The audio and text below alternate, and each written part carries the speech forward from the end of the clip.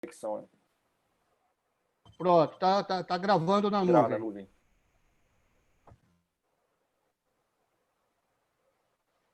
Pronto, né? Beleza. Então, vamos lá. Então, vamos falar hoje, né, do processo do samba, né? Que o samba é uma música, um estilo musical, mas é também todo um contexto social, histórico e social. E eu, pessoalmente, aprendi bastante sobre a história do Brasil e do Rio de Janeiro através desse estudo da música popular, né? O samba é uma delas, mas é uma das mais importantes. O samba é um ritmo nacional, um gênero nacional, todo mundo conhece. A partir de um certo momento, ele se espalhou pelo Brasil. Agora, para a gente entender o samba, na verdade, o nosso enfoque aqui não é simplesmente entender como é que, assim, tecnicamente, só a questão é a gente está interessado muito aqui no contexto social, como é que ele acaba representando um enfoque, né? Uma maneira de estudar todo o processo social da gente através do samba, da música, da cultura. E de onde é que o samba vem, né? Talvez muita coisa aqui que eu vou falar as pessoas não saibam, né? O samba, a palavra samba, ela circula no Brasil há séculos, séculos, mas não no Rio de Janeiro. No século XIX não se usava essa palavra samba na música do Rio de Janeiro. Mas se usava boa parte do Nordeste e do Sudeste. Então a gente tem lá no interior de São Paulo o cateretê é samba. Era chamado de samba paulista, samba. Toca aí um samba, e o cara toca um cateretê na viola caipira. Lá no Nordeste, o cara às vezes é tocador de coco, né? Coco, aquele que toca com ganzá, ou então toca com pandeiro. Vou tirar aí 3 sambas, aí o cara toca 3 cocos. É o samba, né? Uma coisa meio imprecisa. No Recôncavo Baiano tem o samba de roda, samba chula, vários, né? Assim, o principal é o seguinte: o samba é uma coisa bem, bem negra. Eu nunca digo africano porque a cultura africana no Brasil não é preciso a gente usar essa definição. Seria afro-brasileiro sempre, porque os africanos que eram trazidos, escravizados, eles eram misturados de propósito, para dificultar as rebeliões, né? Porque eles não falavam a mesma língua, muitas vezes era de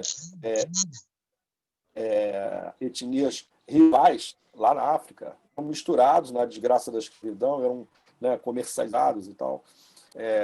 Então tinha essa estratégia de se misturar. Além disso, quando a escravidão, a gente sabe que é uma ruptura, né, cultural.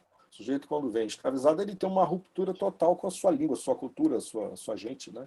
Então ele passa a ser, eu digo, né, sempre para meus alunos, que o africano escravizado ele passa a ser afro-brasileiro no momento que ele toca o solo do Brasil e começa a ser aculturado, né? Ele é cristianizado à força e acaba adorando ali São Benedito, né? E Nossa Senhora do Rosário, né? Que são as divindades que protegem, né, o povo negro, protegem, enfim, assim, para quem é católico. Então, essa devoção, né, é o cristianismo. Eu queria pedir que quem tiver um cachorro aí, se puder fechar o microfone, eu agradeço. Então, essa cultura afro-brasileira, ela é fruto de uma enorme mistura que durou séculos e teve milhares de ingredientes. Então, essa palavra ela é de origem africana, samba, origem africana, mas ela veio para o Brasil, mas não associada a um gênero específico.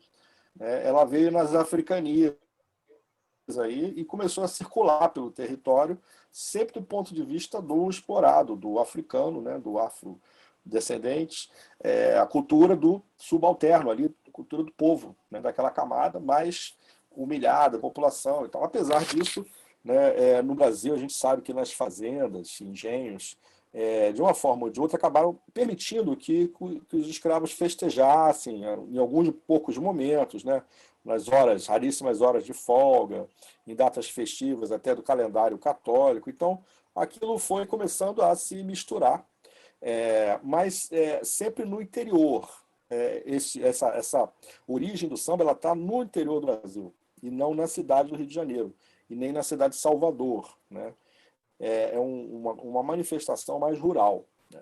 Então, acaba que, resumindo a história, a gente tem uma formação de vários ritmos afro-brasileiros que são originários das fazendas, engenhos, cidades pequenas, que a gente pode incluir aí jongo, cateretê, maculelê, candombe, chula, calango. Tudo isso é afro-brasileiro, embora nunca totalmente negro, porque existe uma interação, né? Claro, existe uma circularidade cultural também, porque o africano ou o escravo, né, ele também recebia a música portuguesa, a música que se tocava no Brasil, que não era de origem negra. Então, então assim, o que é importante para a gente agora, né, num grande resumo, entender que existia já no século XIX, depois de 200 e poucos, 300 anos de misturas, né, já existia uma cultura musical afro-brasileira, com vários gêneros, né, vários ritmos que são aqui do Brasil, com ingredientes vários, mas com uma marcada herança africana, né? Herança. Isso é uma coisa que estava nos engenhos e nas fazendas. E é interessante a gente pensar que estar nos engenhos e nas fazendas representava boa parte do Brasil, da população brasileira. Porque o que a gente nunca pode esquecer é que o Brasil só começou a se urbanizar de verdade no século XX. Ou seja, é a industrialização e a proletarização do trabalhador que provocou o inchaço das cidades, porque a economia do Brasil ela era agrária até o final do século XIX. Só no começo do século XX é que começou a ter uma industrialização muito tímida. Eram fundições, tecelagens, pedreiras, né, coisas assim. Então, a base da economia, cana-de-açúcar, café, algodão, era agrária. A população morava no campo. Então, a cultura urbana das cidades, aí a música é incluída, mas, de uma forma geral, a cultura das cidades ela foi se formando lentamente, né, e não tinha uma identidade tão própria como passou a ter depois no século XX. Certo? Então, assim, a gente, né, nunca pode perder de vista essa condição do nosso país, que a industrialização no Brasil ela só começou no século XX, a rigor, né? Então, essa cultura rural ela ficou lá nos seus lugares, onde surgiu. Não existia essa movimentação cultural que a gente conhece, certo? Agora, por outro lado, isso é um lado. Agora, o outro lado da formação de uma cultura musical urbana que ela já existe desde o século XIX, mas assim, as cidades eram pequenas, não eram representativas, não tinha uma representatividade tão grande no percentual da população. Mas, evidentemente, existiu a formação de uma cultura musical, a gente está falando de música, né? Uma formação cultural urbana, em cidades maiores naquela época, né? Falando do século XIX ainda, Rio de Janeiro, Recife, Salvador, essas três cidades, né? E aí sim tinha uma influência muito maior europeia, da música europeia. Então uma coisa importante é a música de salão, a música que veio junto com o piano, que era tocada nos bailes, né? Então polcas, mazurcas, shotes. Sim, o shot nordestino ele veio do shotes alemão. E isso tudo era tocado por músicos subalternos, porque o músico não tinha nenhum glamour. Ser músico no século XIX não tinha nenhuma glamourização. Era um trabalho assim, que não tinha status social, né? Então é interessante que, numa sociedade muito rígida, uma sociedade escravista, que era do Império, né? Onde a origem, a questão do sobrenome era muito importante, a cor da pele mais ainda. Então, os músicos do século XIX, praticamente todos eram mulatos. O músico que tocava a música europeia, a música de salão, ou até mesmo a música clássica, nas orquestras que havia, né, nos teatros de ópera, os músicos esses eram os mesmos, ou boa parte deles, tocava também música popular, né? Eles eram de origem popular, né? Não eram de famílias nobres.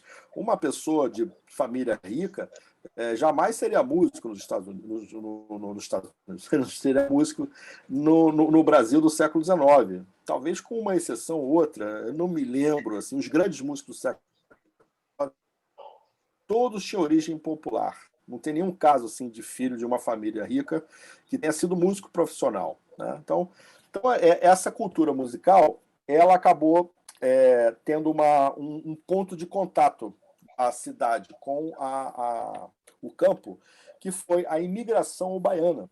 Isso acontece o seguinte: na década de 1870, a província da Bahia, né, se chamava assim província, né, ela estava superpovoada, com a economia em crise, e a província da Bahia tinha um governo, tinha sucessivos governos extremamente racistas e rigorosos com a população negra, mesmo a população negra livre.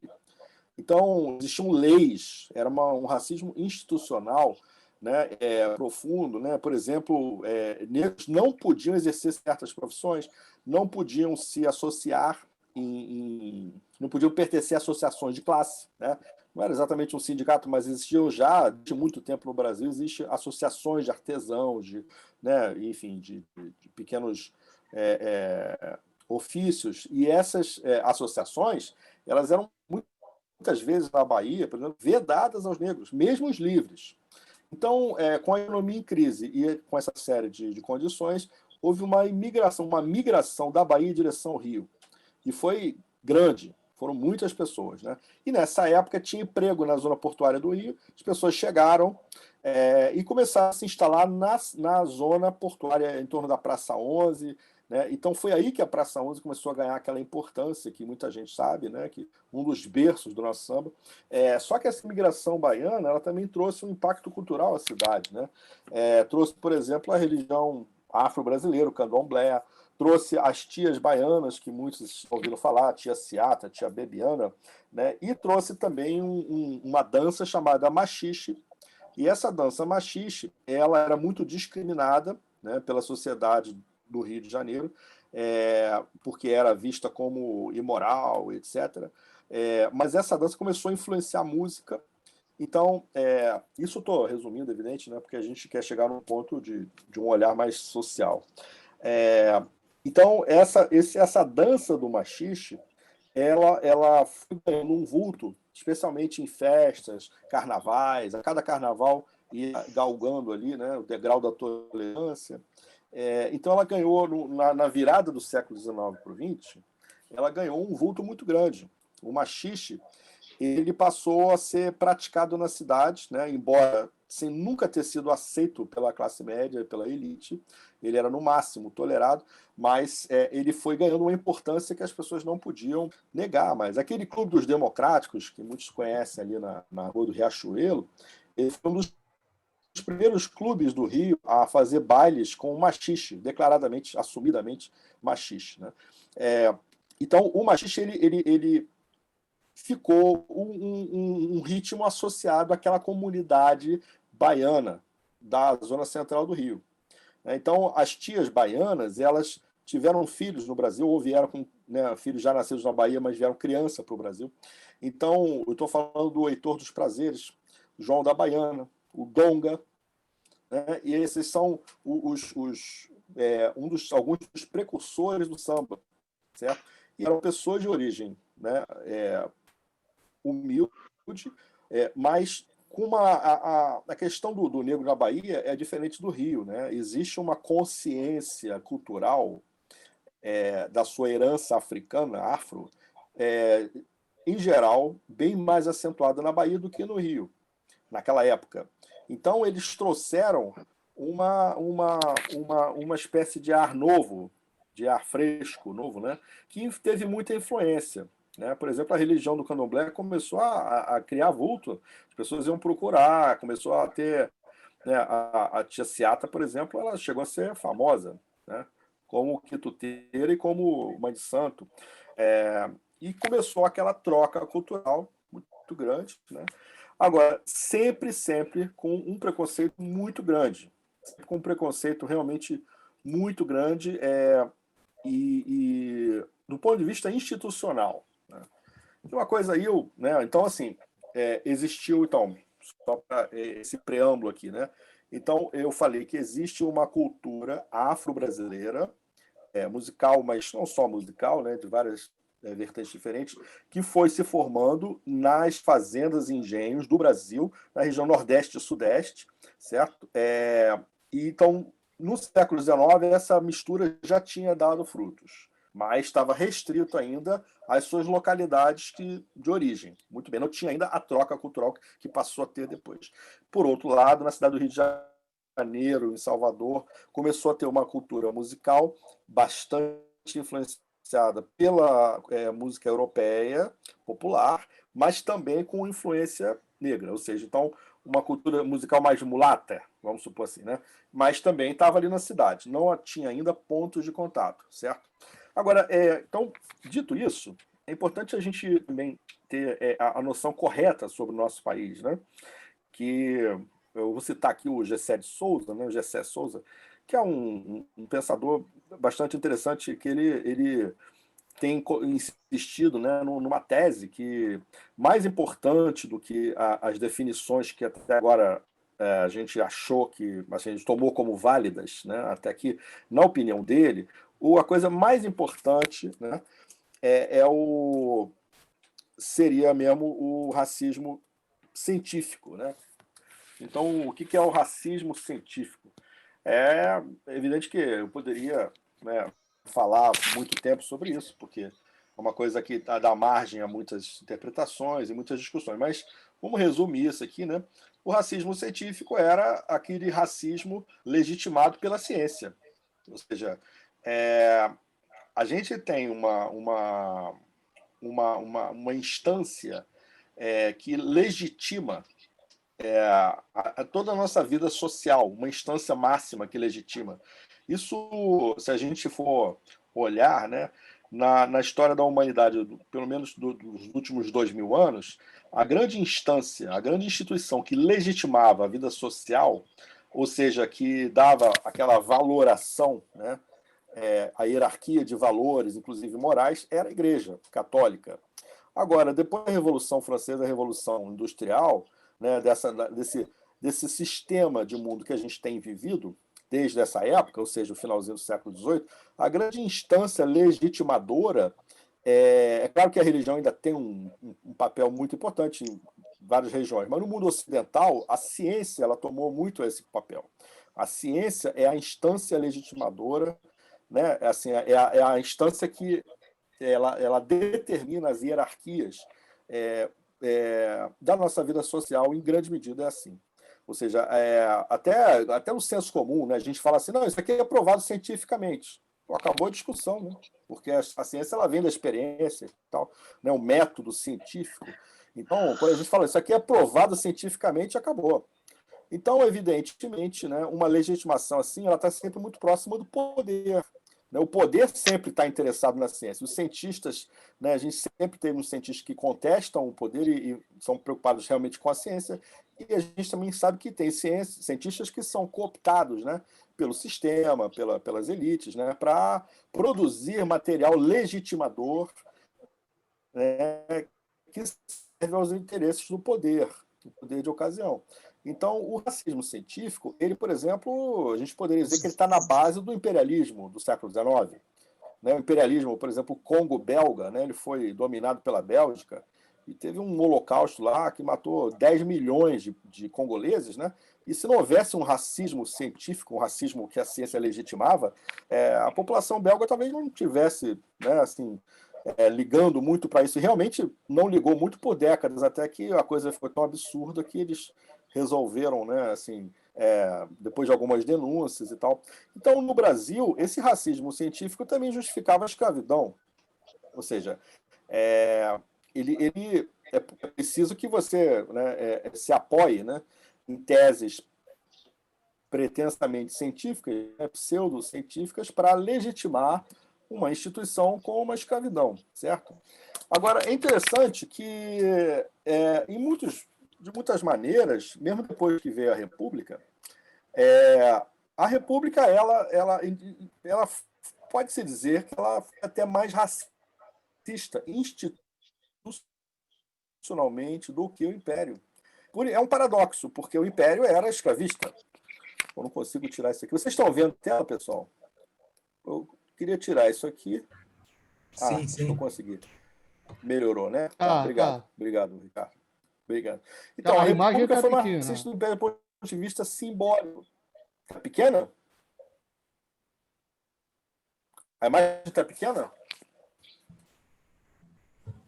Para mim aqui tá tudo certo. Tá em tela cheia o seu slide. Tá Tá dando em para tela ver. cheia.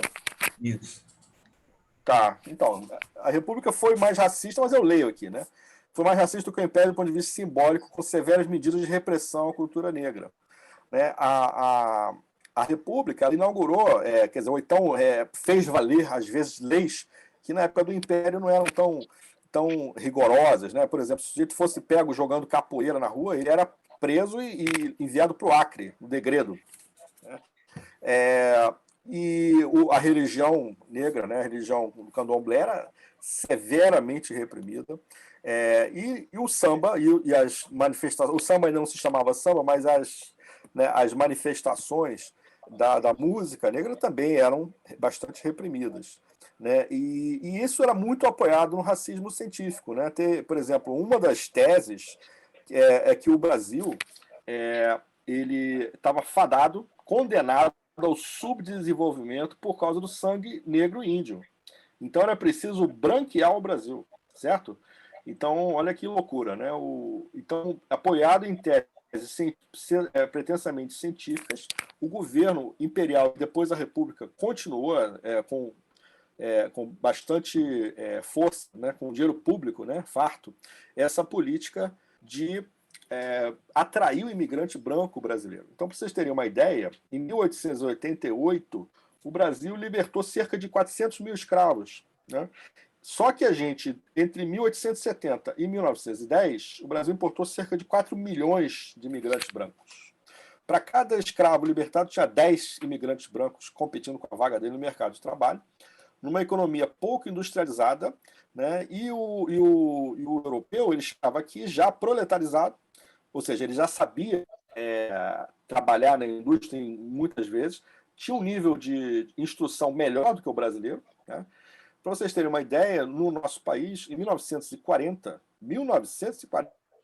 né? Tem gente aí que estava quase nascendo. O 1940, o analfabetismo era 57%. Né? Em 1960, que é ontem, historicamente, né, há 60 anos atrás, o Brasil ainda tinha 40% de analfabetos. A Argentina tinha 7%, por exemplo. Então, são coisas que nos fazem ver a precariedade do Brasil. Né? O Brasil é um lugar onde as pessoas... O Brasil é um lugar feito para 30%, talvez nem isso, e o resto tem que se virar. Né? Bom, então, a República ela teve essa postura, né? Então, para vocês terem uma ideia assim, deixa eu voltar aqui. A República, o mote da República era civilização europeia transplantada para os trópicos. Então, o que é o pensamento da nossa elite, né? Um dos maiores intelectuais dessa virada de século aí, 19 para o 20, era o Joaquim Nabuco. E ele tem a frase, né? Todas as paisagens do Brasil não valem um trecho do Quai d'Orsay, que é o Cais d'Orsay lá de Paris, ou da Via Ápia em Roma. Ele, né, que, imagina, inclusive se orgulhava de pensar em francês. Embora ele, né, fosse realmente um grande intelectual, um cara inteligente e tudo, né? O Rui Barbosa disse que o Brasil tem uma questão social, mas ele falou isso só no fim da vida. Ou seja, ele passou a vida inteira, um dos maiores políticos, juristas, diplomatas e tal do Brasil, ele só no fim da vida reconheceu que o Brasil tinha, sim, uma questão social. Mas, na época, se acreditava que o maior problema do Brasil fosse a composição étnica da gente, né? Ou seja, o sangue negro e índio, que era imensa maioria, ele era o responsável pelo nosso subdesenvolvimento. Então, assim, a desvalorização da cultura afro, a música incluída, era imensa. Era vista como uma não cultura, certo? E outra opinião, uma opinião do Rui Barbosa sobre o machixe, né, para vocês terem uma ideia do ódio que a elite sentia das manifestações populares, ele fala: não há nada tão reles, tão vil como o machixe, praticado pela canalha, pela súcia, pela malta. Palavras pesadas do Rui Barbosa, em relação ao machixe. Uma coisa é vista como degenerada, como uma não cultura, certo? Isso aí é uma foto de uma favela em 1910, mais ou menos. Não, 1920, está na foto. Vocês conseguem ver a pobreza inacreditável da favela? Né? Hoje a gente, mesmo padrões de hoje, assim, a gente acha muito chocante. Né? Uma favela de hoje não se compara, né? Uma comunidade de hoje não se compara ao que era isso. Né? Vocês podem ver que... Né? E essa favelização, ela não ocorria no século XIX. A pobreza era enorme, analfabetismo também, mas a favelização, esse tipo de moradia, né, muito precária, ela não era a regra na cidade do Rio de Janeiro. Né? Ela começou depois que não parava de chegar gente, né, e não tinha acomodação para todo mundo, certo? E ainda houve o bota abaixo, né, uma coisa que a gente vai falar daqui a pouquinho. O que acontece é o seguinte, quando houve a abolição, aquela massa de trabalhadores escravizados, né, que deveria ser, pela lógica capitalista, ser aproveitada como mão de obra assalariada, ela foi, na verdade, expulsa. Por quê? Porque houve a imigração. O trabalhador escravizado ele foi substituído por um imigrante. Nas fazendas, isso foi muito, muito comum. Foi substituído por imigrantes europeus, né, assalariados. Então, houve uma expulsão. Tchau, eu não te quero aqui.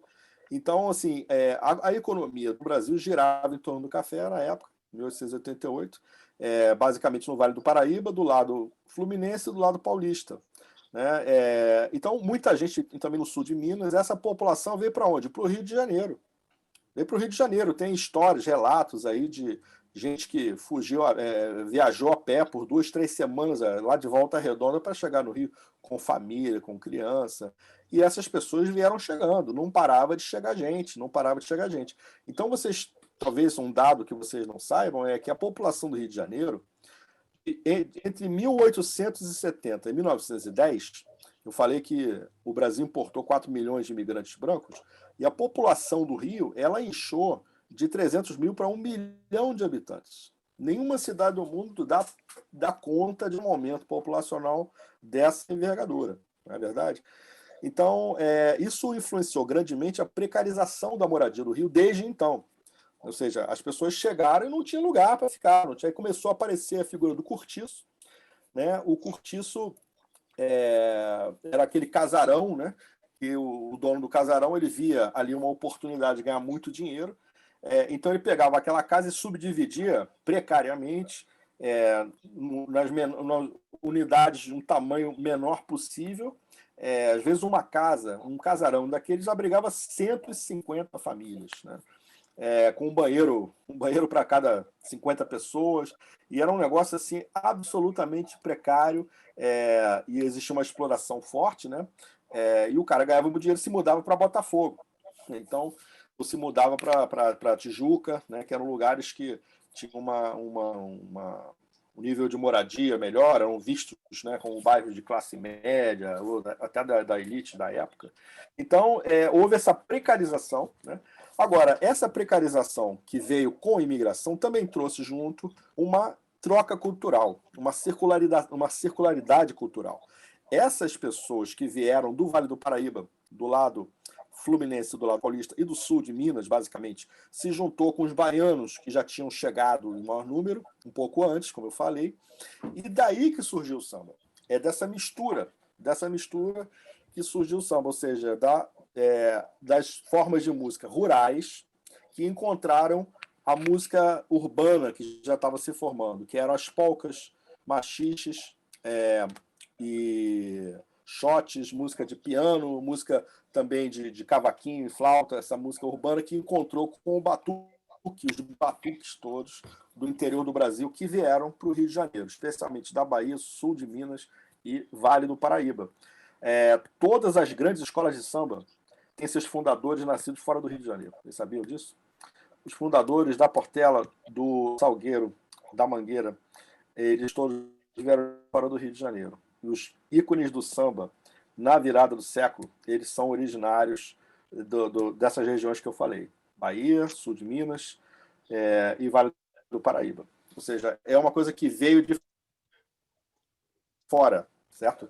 E essas pessoas que vieram de fora trouxeram a palavra samba, né? Ou seja, o samba passou a circular. E aí houve essa junção cultural e uma efervescência muito grande, ao ponto que foi tão irresistível, né, que começou a sair das regiões onde as pessoas mais pobres moravam e começou a ganhar o resto da cidade, né? Porque era uma música, né, a gente sabe, né, das qualidades. Agora, os primeiros sambas que começaram a aparecer era o samba com ritmo de machixe. Era um ritmo machichado. Não era o samba que a gente conhece. Era o samba que era mais urbano, né? Então aquele machixe começou a ser chamado de samba e foi fortemente discriminado. Quando ele começou a ganhar mais vulto na cidade, ele começou a ser fortemente discriminado, certo? Então, essa discriminação, ela, como a gente está vendo aqui, né, ela faz parte de uma visão, né, de uma elite brasileira que nunca se via como brasileira, na verdade, né? Isso é uma questão até...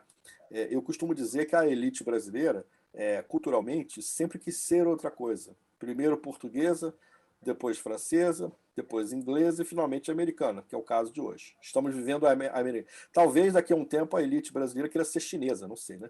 Então, a gente não sabe o que vai acontecer. Mas esse descolamento cultural, né, da elite brasileira com o seu povo é uma coisa gritante. É gritante. Quanto mais rica a casa, mais, talvez, mais cultura americana ou estrangeira, né, se cultua, né? Isso aí é uma coisa que eu já vi, né? Eu não tenho números para medir isso, mas é uma coisa que é quase uma regra, assim, né? Claro que o mundo de hoje é muito diferente, mas enfim. Então, essa discriminação, ela foi aplicada ao samba e outros ritmos ali que são parte do caldeirão, mas é uma força de baixo para cima irresistível. Chega uma hora que não tinha mais como impedir, porque as pessoas estavam ganhando, se rendendo àquela música que estava tomando conta, né? Isso aí não tinha o rádio ainda.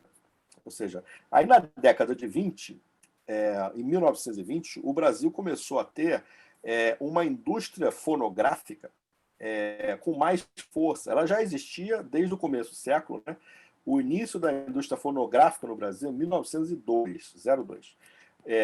Ou seja, eram gravações feitas no Brasil com os discos fabricados nos Estados Unidos. Em 1912, começou a fabricar disco no Brasil. Começou-se a fabricar disco no Brasil, que era a Casa Edison, né, que pertencia ao Figner, Frederico Figner, que era um imigrante tcheco estabelecido no Brasil. Agora, então, de 1912 a 1920, aquela fase inicial, e em 1920, a indústria fonográfica no Brasil já estava aqui, né? Ou seja, já tinha um número grande de pessoas com aparelho reprodutor, o disco não era tão caro, né? E então essa cultura, ela começou a ser, essa cultura musical no caso, ela começou a ser espalhada via disco, né? E via carnaval também. O carnaval era uma época que as pessoas, né, podiam, né, menos amarras sociais, menos convenções sociais. Então eu digo que a cada carnaval a janela de tolerância ia aumentando na sociedade. Também a imprensa também cumpria um papel, né? Ou seja, anúncios, né?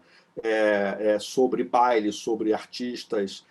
Claro que os artistas não eram tão célebres quanto passaram a ser depois, porque não existia ainda veículos de comunicação de massa, como o rádio do disco, certo?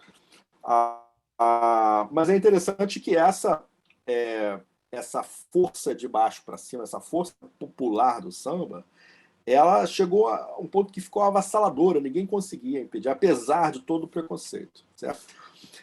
Eu estou aqui contando assim, acho que é importante a gente entender como a elite brasileira ela tenta moldar a sociedade e consegue, né, apoiada em mecanismos institucionais, simbólicos e práticos. Isso é uma coisa interessante a gente entender. Mas que existe sempre uma força contrária, que é o povo. O povo, a força da união do povo, ela é irresistível. Ela é irresistível. Agora, ela só acontece quando tem catalisadores, e não é sempre, infelizmente, né? Mas nós temos exemplos na história, né? No caso do Brasil, um dos catalisadores nessa época que a gente está falando é o gosto popular, né? As pessoas se identificam no samba, se identificavam no samba, as pessoas se viam ali representadas, né? Os artistas vinham do povo. Então, isso se tornou uma força que conseguiu vencer os mecanismos institucionais, né? E só para completar, esses mecanismos institucionais, então, eles podem ser simbólicos, ou seja, se apoiando na ciência para dizer que, né, o Brasil é subdesenvolvido por causa do sangue negro ou índio, indígena. É simbólico também quando se diz nos veículos de comunicação que aquilo é uma não cultura, que é uma cultura degenerada, né, uma cultura inferior. Mecanismos também institucionais como repressão, pura e simples, né? Bota a polícia e acaba com o baile, ou acaba com a roda, né, nas cidades, nos bairros, né? A polícia vai lá e reprime. São mecanismos institucionais simbólicos ou reais, né, que a elite usa para conter e moldar a sociedade a seu gosto, né?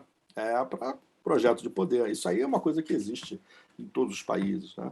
Mas essa força que vem de baixo para cima, ela foi tão avassaladora que, para vocês terem uma ideia, no ano de 1927, de todos os discos gravados naquele ano, 65% eram sambas. Ou seja, 65% era a parcela do samba, né, e 35% para todos os outros gêneros, né, de todos os outros gêneros, de todo o mercado fonográfico. Então, assim, era já uma coisa muito consolidada, né? Mas ainda existia uma má vontade, né? Uma coisa assim, realmente era uma coisa que incomodava, talvez, né? E especialmente aqueles tipos de samba, porque samba também não é uma coisa só, né? Existem subgêneros do samba que a gente também não vai ficar aqui, né? Não cabe, né? Aqui no tempo a gente esmiuçar, mas quanto mais negro e mais popular fosse, mais reprimido e mais mal visto era, né? Assim, então, por exemplo, o samba que se fazia nas favelas, na comunidade, né, na época se chamava favela mesmo, ele era mal visto, era o samba de morro. Ou seja, ele era o samba que não descia para o asfalto, né, e é também da periferia, né, lá o Partido Alto, o jongo também. O jongo era uma coisa que não chegava no Rio, não chegava no núcleo urbano da cidade, né? Então ele era discriminado, uma coisa ali que ficava realmente à margem, né? No subúrbio, né? Fora da urbis da cidade. A favela também é engraçada, dentro da cidade, mas era vista como um espaço invisível. Era e é visto como um espaço invisível, né? A comunidade, ela culturalmente, né, ela é vista sempre com desconfiança. Hoje o funk, por exemplo, é super.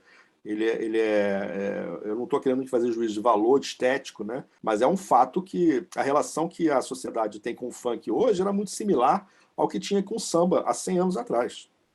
É bastante interessante isso aí, né? Assim, essa associação, né, do autor, ou seja, o portador daquela cultura, ele é tão mal visto hoje, né, pela sociedade mais rica e tal, quanto era um sambista há 100 anos atrás, em 1920, ou 1915, ou 1910, né?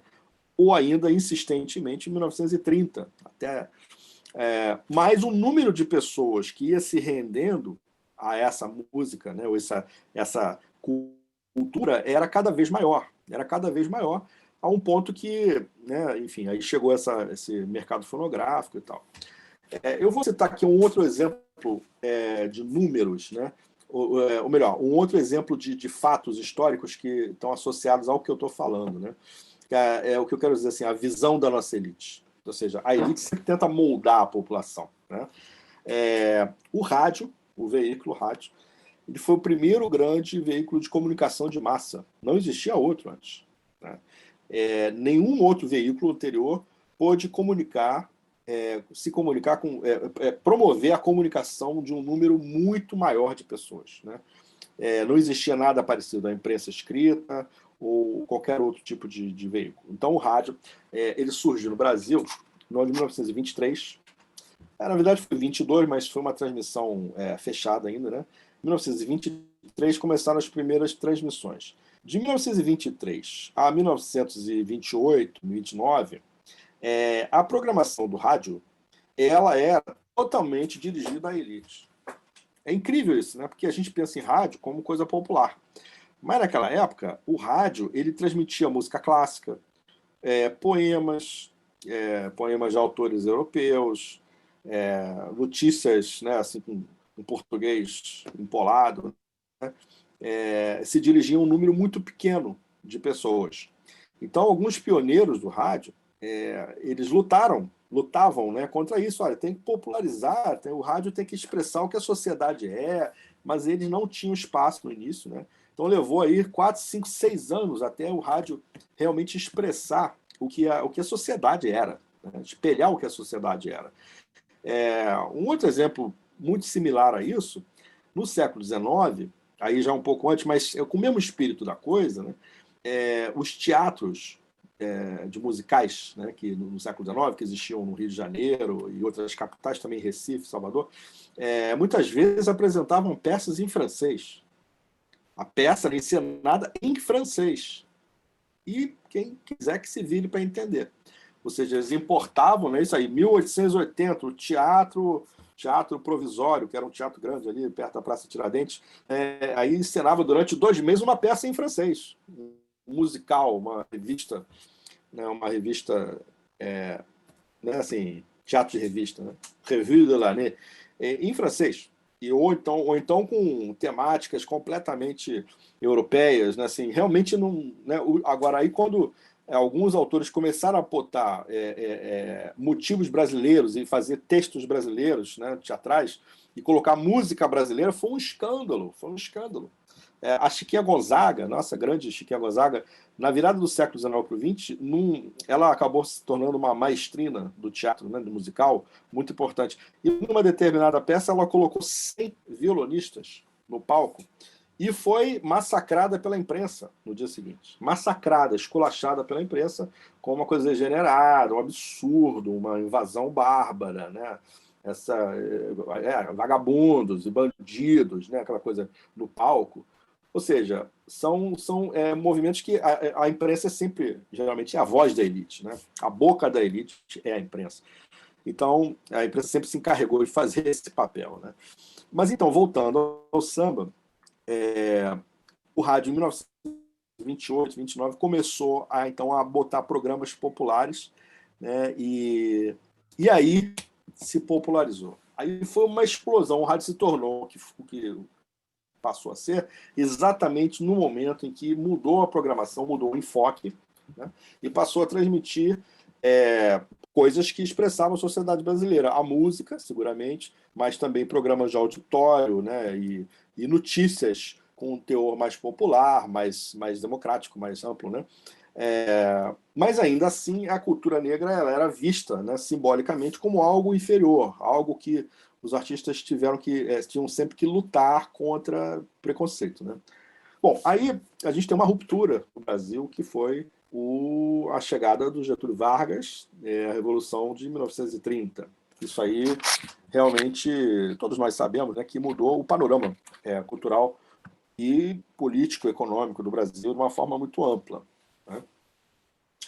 Bom, o que acontece na Revolução de 1930 é uma grande mudança geral, mas como a gente está falando aqui de cultura, ocorre uma mudança que evidentemente é gradual, não é instantânea. O Vargas ele traz um novo enfoque, né, que eu vou explicar daqui a pouco. O que acontece é o seguinte, os primeiros 2 anos nada aconteceu porque o Vargas teve que lutar contra na verdade, uma contra-revolução dos paulistas, né? Ele chega em 1930 e tal. Isso aí é a história, né? Então, a campanha, houve uma guerra mesmo, enfim, várias escaramuças até que ele conseguiu sufocar a contra-rebelião, né, paulista em 1932 e aí começou então a governar de fato.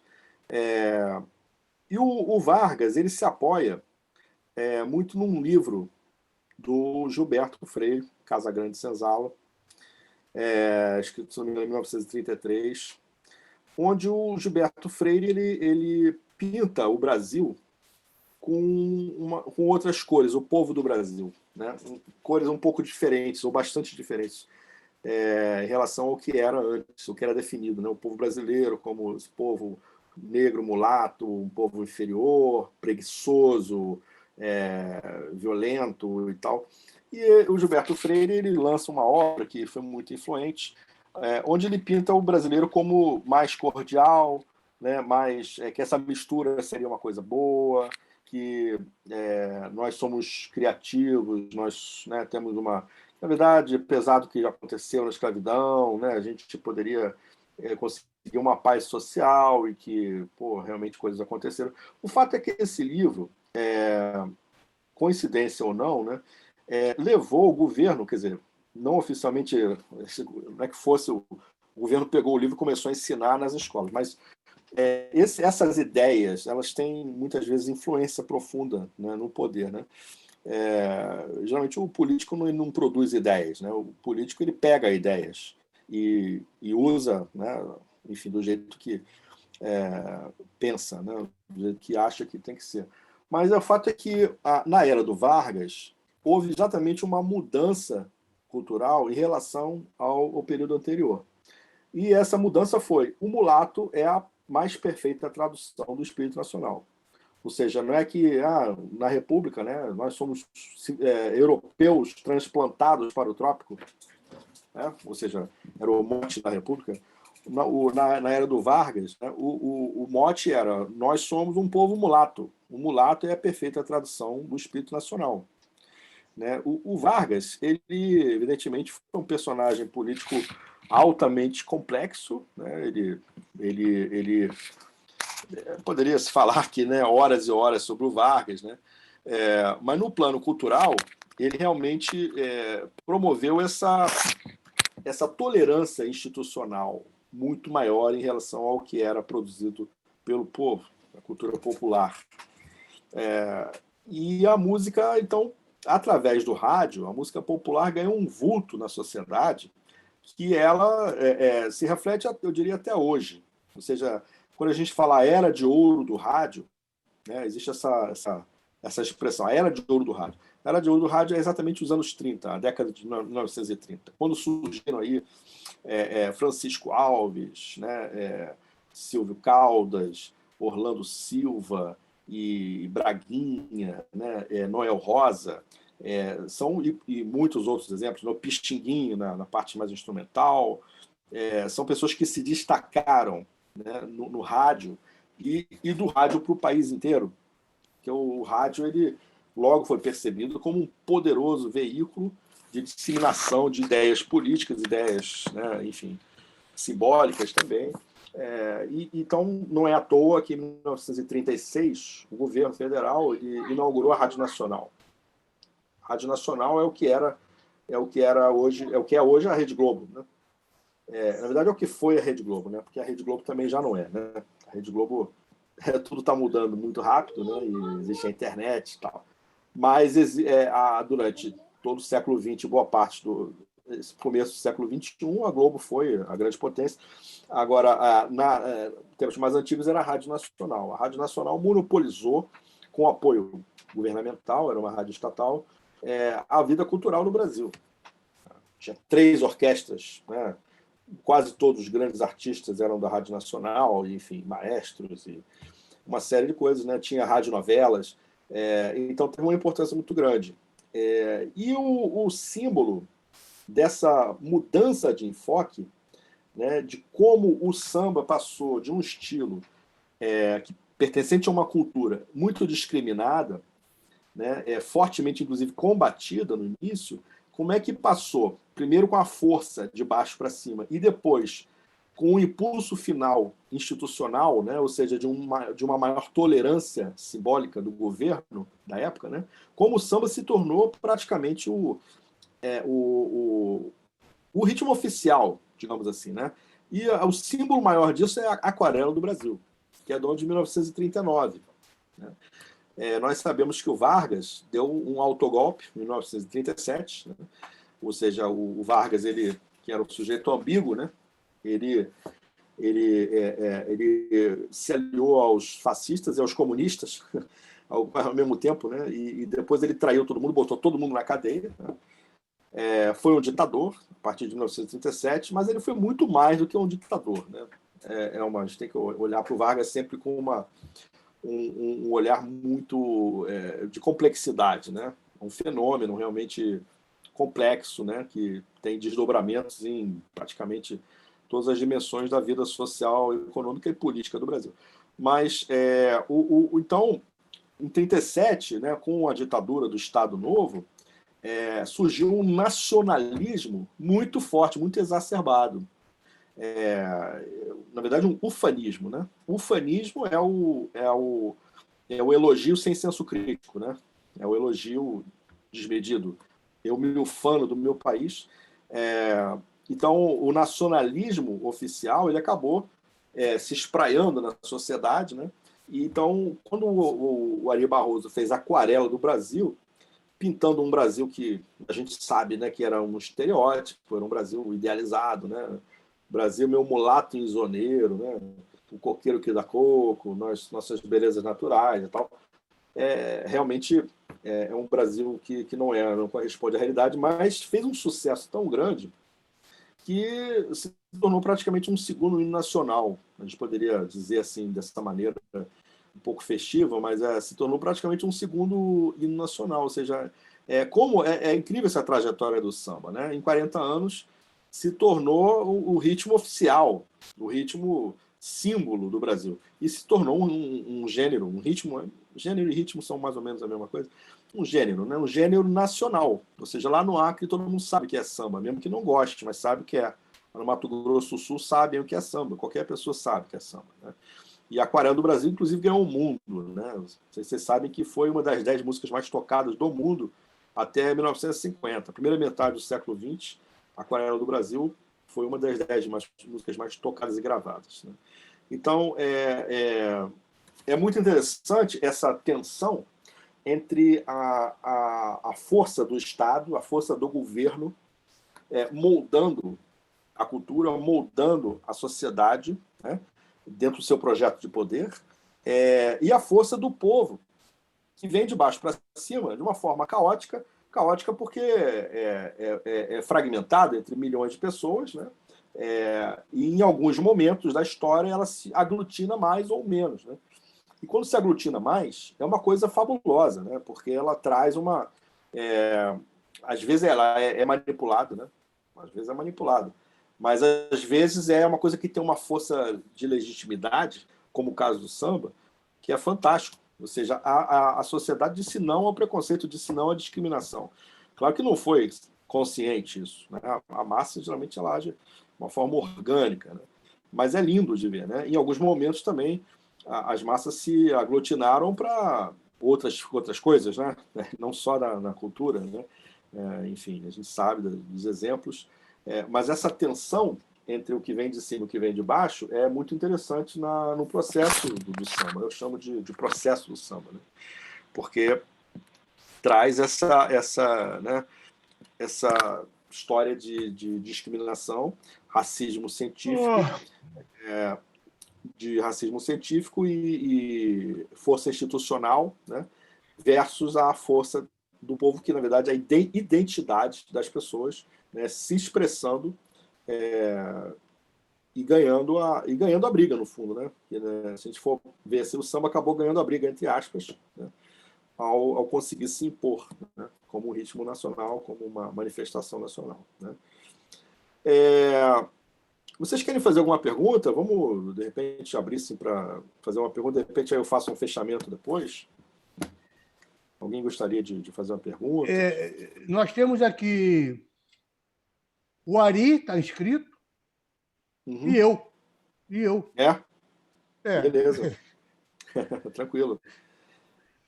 Ari, Eu sei que o combinado é um pouquinho maior, né? Geralmente as pessoas têm um pouquinho maior, mas eu acho que esse formato é interessante. A gente faz umas perguntas agora e depois eu encerro, faço mais um fechamento, mais uns 10 minutos.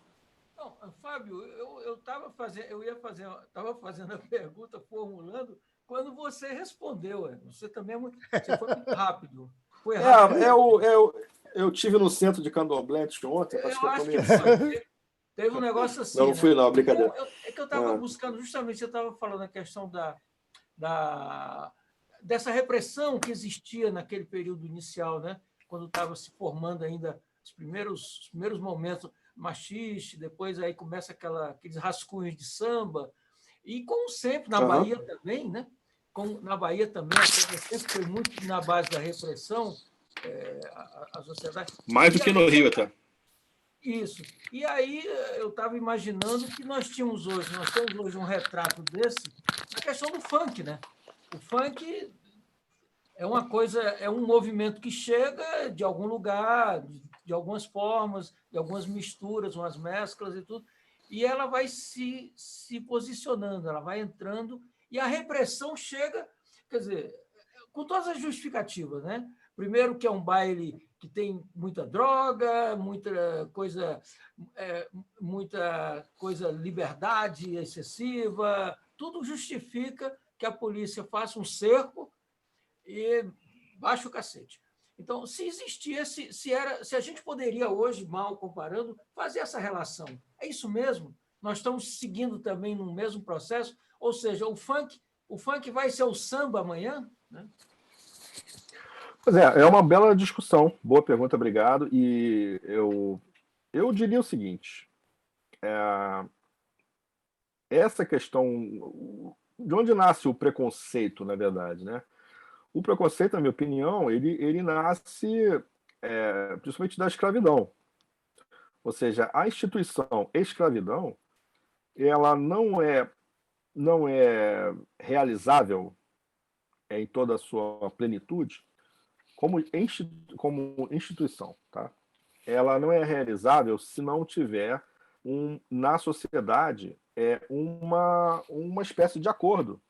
Ou seja, não é só a questão de capturar aquela pessoa e trazer, brutalizar, obrigar a trabalhar e tal. É preciso que as pessoas comuns, assim, né, as pessoas que aceitem aquilo, aceitem que é legítimo, né, você brutalizar e obrigar uma pessoa a trabalhar e vender como se fosse mercadoria, né? Mas isso não para isso acontecer, para essa naturalização, é preciso que você tenha desprezo, ódio, que você veja aquela pessoa como inferior. É preciso, isso é essencial para a escravidão. Você precisa ver aquela pessoa como inferior. Senão isso é inadmissível, é absurdamente, né? É claro que, mesmo a gente recuando no tempo, século XIX, por exemplo, isso ainda era aceito. A instituição da escravidão foi até 1888. Foi o último país do mundo, né, a libertar os escravos. Sabe qual foi o segundo? Cuba, em 1886. Eu sei porque eu estudei bastante Cuba, né, no século XIX e XX. Então, o segundo país do mundo, né? 1886. Aliás, Cuba e o Brasil têm muita coisa em comum. Então, é preciso que você veja aquela pessoa, né, aquele ser humano, como inferior. Aí vem o racismo científico, porque um cientista diz, não, é aprovado cientificamente que o raciocínio do africano não é tão... Né? Então, isso é a base, a ideia raiz. Eu chamo de ideia raiz, aquela que está enterrada. Né? Ninguém vê, mas ela está lá. O racismo científico alimenta a imprensa, né? Alimenta os políticos, né? Alimenta a institucionalidade, o sistema jurídico. Né? Então, isso é a base do preconceito, porque aí, mesmo que depois você liberte os escravos, né? Que aconteceu em 1888, se você não critica esse sistema, se você não reformula, não faz uma grande costura histórica, né? Revendo esse modelo, por exemplo, como os alemães fizeram com o nazismo, né? Coisa que nós não fizemos com a nossa ditadura, por exemplo, aliás, as nossas ditaduras, a gente acaba... Então, aquilo permanece, ou seja, libertou essa escravidão, os escravos, não se fez nenhuma revisão histórica, não se fez nenhum tipo de programa institucional de acolhimento daquelas pessoas no mercado de trabalho, nem se fez reforma agrária, né? Aliás, é interessante que eu lá no começo da aula eu falei sobre a imigração branca, né? Não sei se vocês sabem, olha a contradição. O país que nunca fez reforma agrária dava um lote de terra para o imigrante branco. inacreditável, né? O país que nunca fez a reforma agrária dava um lote de terra para os imigrantes brancos que vinham, atraídos por escritórios de imigração que o Brasil tinha na Europa e nos Estados Unidos até. Ou seja, então, são coisas, né, que fazem a gente pensar, as contradições do Brasil. Né? Então, esse ódio, em muitos casos, ódio, né, que a elite sente do próprio povo, ele vem da escravidão. Né? Então, assim, evidentemente que a manifestação cultural daquela pessoa, daquela camada, ela é odiada também. Ela é vista com desprezo. Aí, exatamente. Então, assim, é interessante você falar isso aí, Eri, porque eu concordo no sentido de que boa parte do desprezo, do ódio e da argumentação usada hoje contra o funk é muito similar, para quem conhece a história, usada contra o samba e anteriormente, no século XIX, contra o machixe. Era muito parecida a linha de raciocínio. Né? Ou seja, alegar que era violento, que era degenerado, que era muito sexual, né? E que era também um antro de bandidos. Então, vira aquela frase do Rui Barbosa, né? Não há nada tão reles, tão vil quanto o machismo. Agora, eu não estou fazendo aqui juízo estético, né? A questão... Eu sou músico, né? Então, assim, o funk me interessa muito mais até sociologicamente, né, e culturalmente do que o estilo em si. Mas, assim, vou falar um negócio que talvez muitos não saibam, né? Eu vou contar para vocês aqui como é que o funk chegou onde chegou, em termos estéticos, musicais. Né? Acho interessante eu falar isso, porque acho que muitos não sabem. O funk é o seguinte, aliás, antes de falar sobre isso, eu queria assinalar o seguinte: tudo que chega no Brasil, musicalmente, estrangeiro, a brasileira. O Brasil em música é muito, muito, muito forte. Tudo que chega aqui é brasileira. Não tem nada que sobreviva muito tempo sem se abrasileirar. Nada, nada, nada. A polca europeia se transformou na polca sincopada, influência negra brasileira. Né? O shot virou shot do Nordeste. Né? E o funk, ele chegou aqui vindo de uma manifestação dos Estados Unidos, chamada Miami Beats, que era música eletrônica, começo dos anos 70. Era um herdeiro do soul, aquele soul music, né, dos anos 60, que começou a ganhar com a tecnologia, né, a música eletrônica e tal, e o Miami Beat, né, começou. Aí chegou aqui no Brasil, porque, né, tudo que é americano se espalha pelo mundo. E aí era tocado em bailes, né, nas periferias, aí, Baixada Fluminense, né, pô, tinha uns bailes com 2, 3 mil pessoas, né? Quem já frequentava ali sabe, né? Eu era criança nessa época, mas eu sei, né? A gente estuda e conversa com um monte de gente. Tinha uns bailes enormes e tal. Até que, na Cidade de Deus, tinha um DJ que eu, infelizmente, não sei o nome dele. Essa história que me contou foi um DJ de funk, o Sunny Pitbull, que esse cara, no meados dos anos 80, começou a existir uma tecnologia chamada sampler, que o sampler é uma gravação que você faz, só que essa gravação ela já fica digital. Hoje isso é banal, mas na época não era. Então você sampleia, né? Ou seja, você grava digitalmente qualquer coisa que você quiser, um grito e tal. E esse cara sampleou, ou seja, gravou digitalmente, um toque de tambor do maculelê. O maculelê é um ritmo afro-brasileiro. É um proto-samba, é um dos formadores do samba. Dessa herança rural que o samba tinha, né? Os ritmos das fazendas e dos engenhos, o maculelê é um deles. Então tem um ritmo muito preciso. Tchum, tchá, tchá, tchum, tchum, tchá, tchum, tá, tá, tchum, tchum, tá. Olha o funk aí. Esse cara, então, ele botava um cartucho no meio do baile, ele tinha um cartucho, uma fita, na verdade, no meio do baile rolando aquele Miami Beat americano. O cara chegava, acendia a luz e botava lá um ritmo de atabaque tocando maculelê. E todo mundo já tinha ouvido em algum momento, né? Cidade de Deus e tal. E aí era uma festa. E ele deu um nome, uma marca de fantasia, ele chamou de tamborzão. E aí, aquele tamborzão, a cada baile, o pessoal começou a pedir, bota o tamborzão aí, bota o tamborzão. Aí teve um dia que ele esqueceu, o pessoal chiou, cadê o tamborzão? Aí outros DJs, né? DJs e tal, começaram a gostar e pegaram, copiaram, começaram a usar, até que eles começaram a fazer músicas, né? Misturando, porque o funk é a música eletrônica, é a mistura, você vai juntando tudo no computador e tal, mas em cima daquele ritmo do maculelê. Então, o funk brasileiro, ele é maculelê. Tem legitimidade. E brasileirou. Brasileirou o Miami Beach. Entendeu? Então o funk o ritmo do funk é a maculelê. Isso não tem em nenhum outro lugar, nem na África, muito menos na Europa, nem nos Estados Unidos. Esse tchum tchá tchá tchuga tchá tá tá tum tá tá tum tum tá é maculelê puro. Ou seja, as pessoas talvez não saibam disso, né? Ou seja, ele tem legitimidade, tem verdade. Ele tem verdade.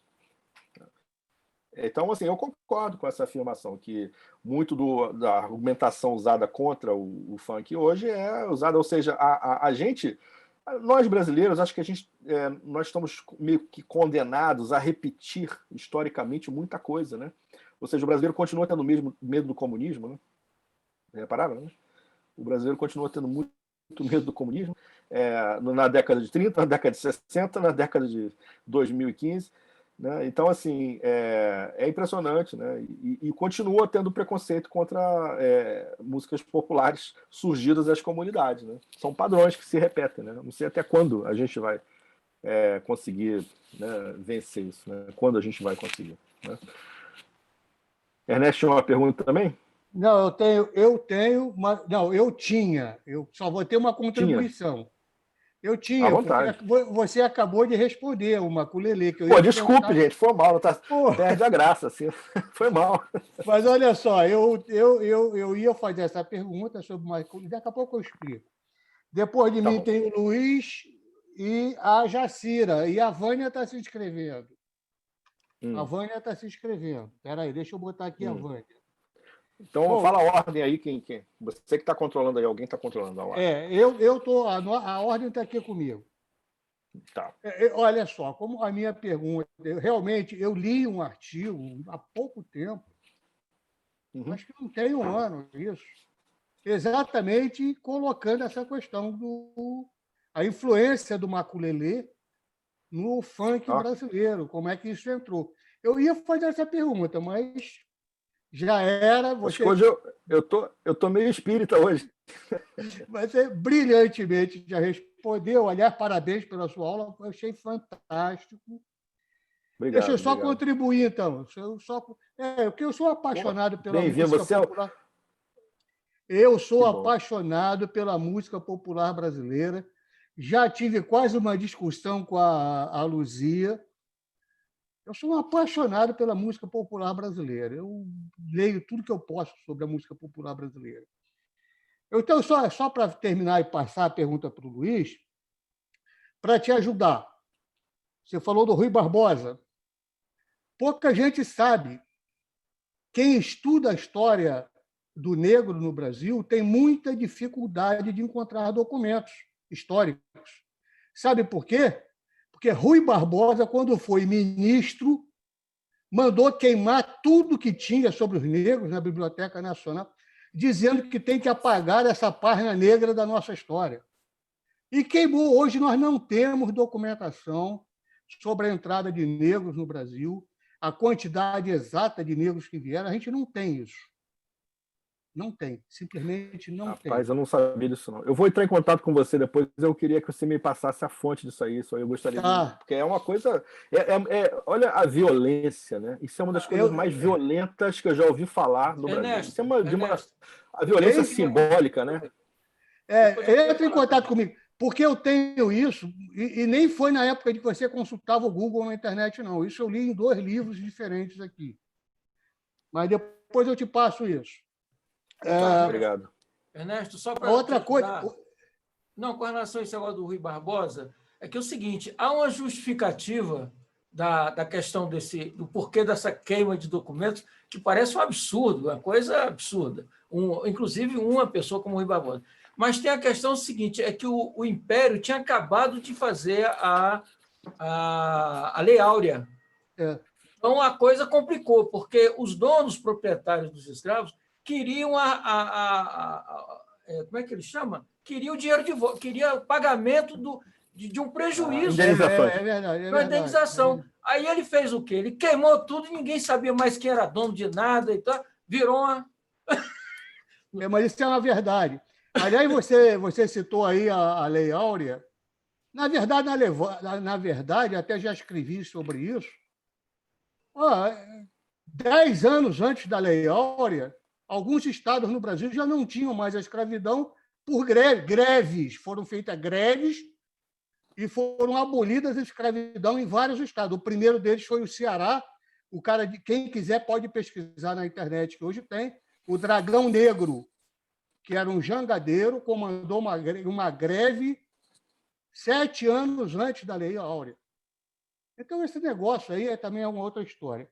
Para te ajudar, o Fábio, você falou também que o governo do Brasil, para atrair os imigrantes, dava lotes. Não é só lotes, não, meu companheiro. Olha que loucura. Hoje, para esse bosta aí dar um auxílio para quem está pagando fome, é uma dificuldade.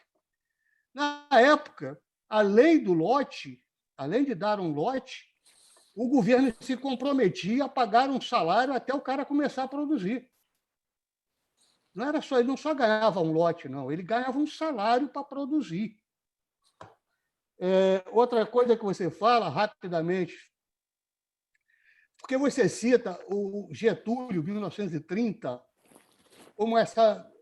Eu acho que tem um passo um pouquinho antes, desculpe, mas 8 anos antes, o tenentismo, a partir de 22, qual era a principal bandeira dos tenentes de 22? A origem, inclusive, da revolução que levou Vargas ao poder.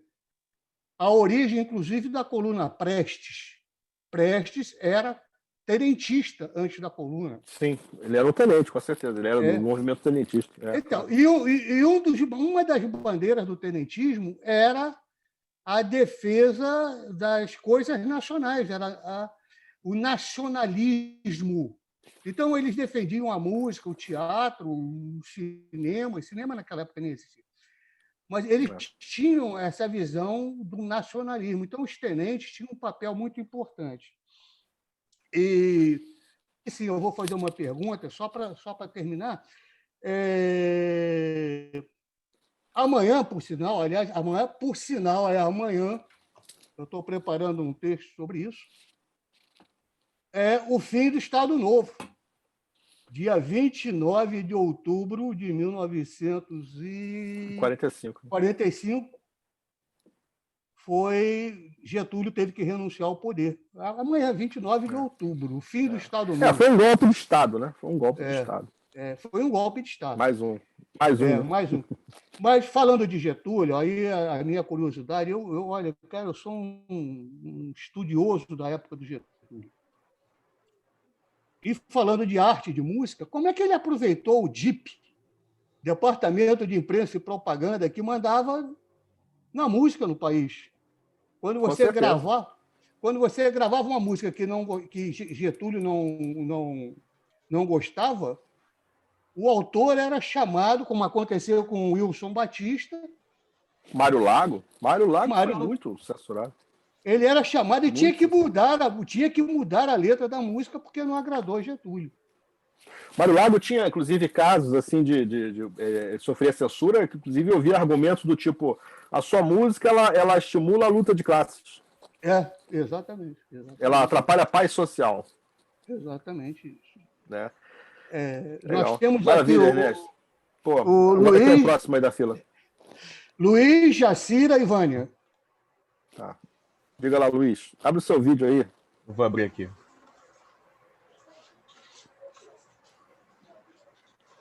Acho que foi. Oi, boa noite, Fábio. Boa noite, Ernesto. Boa noite a todos. É minha primeira participação aqui, né? Primeira aula. O Ponciano me informou hoje, né? Quando eu mostrei interesse ao saber do tema. E é um tema que me é muito caro. Eu, enfim, vivo em escola de samba, né? No caso, na Portela. E a minha dúvida, a minha questão, né? Que eu trago aqui agora é para saber... porque, assim, de maneira geral, a sociedade, sobretudo as classes médias mais afastadas do ambiente do mundo do samba, elas muitas vezes têm assim, uma percepção de que o sambista pode ser, de certa forma, alienado, afastado, né, de uma capacidade maior de tecer mesmo algum tipo de análise ou de percepção de ordem mais politizada. Né? E na história da Portela, isso é uma coisa que é muito trabalhado na escola, nós temos vários nomes, né? Desde o Paulo da Portela, um dos fundadores, que era um comunista, apesar de não ter se filiado ao Partidão, né? Ele era do PTN, do Partido Trabalhista Nacional, se não me engano, o significado da legenda. O Candeia, nos anos 60 e 70, foi um grande ativista do movimento negro. O Zequete também, Teatro Opinião. Né? O Zequete é fantástico. Atualmente, o seu Noca da Portela está com 87 anos, mas, né, bastante firme aí na atuação política. Inclusive, está fazendo questão de apoiar a Benedita, né, mesmo com as dificuldades que ele tem por conta da idade.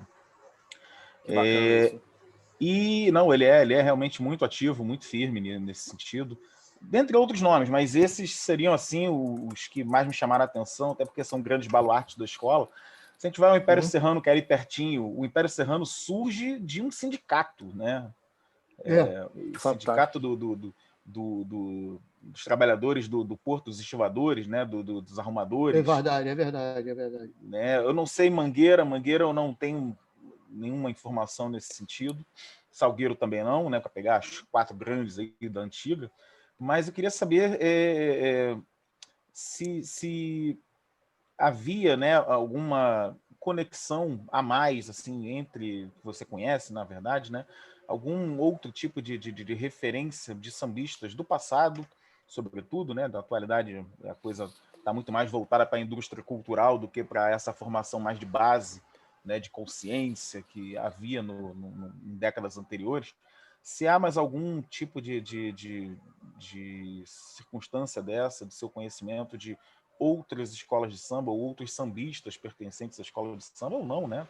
Que estivesse, de repente, fora de uma escola de samba, mas que fosse reconhecido como parte importante desse processo, que tenha mergulhado mais a fundo nessa vivência mais política para além do cultural ou amalgamando cultural e político. Pois é uma questão interessante, né? Eu acho que, bom, o samba, né, a música popular, ela sempre teve. Aí enfim, a gente pode abordar de várias maneiras, né? Mas assim, a cultura em geral, ela sempre vive uma tensão entre se expressar livremente, né, e se expressar de acordo com o que o sistema impõe, muitas vezes, né? Tem um sociólogo francês aí, o Pierre Bourdieu, né, que ele é um cara que tem estudos aí interessantes nessa parte de cultura, né, que ele chama a cultura de campo dominado, né? É o campo dominado. Ou seja, a cultura ela está sempre assim, de olho, né, sendo influenciada, né, pelo campo político, né, pelo campo econômico e pelo campo religioso. Né? Assim, aí as sociedades, aí tem um peso da religião diferente, cada sociedade, tem cada país, né, maior ou menor e tal. Mas no Brasil, por exemplo, nos anos 30, 40, a Igreja Católica era muito importante. Né? Agora, então, aí eu acho que a cultura vive essa tensão. Você falou vamos falar de escola de samba, que é o que você levantou aí, né? A escola de samba, assim, eu agora de cabeça eu não saberia te dizer um exemplo de um membro importante da escola de samba, né? A gente falou do Zequete, mas o Zequete é até posterior, né? Não é do início das escolas de samba, né? Mas assim, é claro que individualmente o compositor ele pode expressar, fazer um samba ou uma música, né, de protesto, assim, denunciando, né? Isso aí tem muitos exemplos, tá? Mas a escola de samba como instituição, ela é um organismo muito maior, né? Ou seja, uma coisa é um sambista individual, o compositor, né? Ele pode se expressar e fazer vários tipos de música, né? Com vários tipos de letra, algumas mais assim, sociais, outras menos, tal. Agora, a escola de samba, ela sempre é um organismo maior, né? É um negócio que é um esforço de muita gente, né? A escola de samba é um negócio que, para a escola desfilar na avenida, é um esforço de um ano inteiro de um monte de gente, de milhares de pessoas. Então, essa posição política da escola enquanto instituição, é difícil. É difícil, né? É uma negociação, assim, uma tensão, vamos chamar de tensão, assim, né? Então, você falou do Candeia, por exemplo. O Candeia, ele, ao mesmo tempo que ele era um grande ativista do movimento negro, né, inclusive muito preocupado com a identidade, né, de uma africania brasileira, né? O Candeia, por exemplo, falava assim: o negro brasileiro é o verdadeiro portador da herança africana nas Américas, né? Ele falava isso, porque o negro norte-americano sofreu uma lavagem, um processo de lavagem cerebral. O Candeia falava isso, né? E ele tem razão, de certa maneira, assim, né? A música negra brasileira talvez ela seja muito mais afro do que a música negra americana. Não sei se vocês sabiam que nos Estados Unidos os escravos eram proibidos de usar o tambor, né? O instrumento base, né, da música africana, o tambor, vários tipos de tambor, eles eram proibidos de usar. Ou seja, né? Então, o nível da repressão da institucionalidade influi diretamente na manifestação cultural. Agora, aí voltando ao Candeia, o paradoxo, uma contradição dele, ele também fez aquela música nacionalista, né, durante a ditadura. Falando das Forças Armadas, nossas gloriosas, isso durante a ditadura.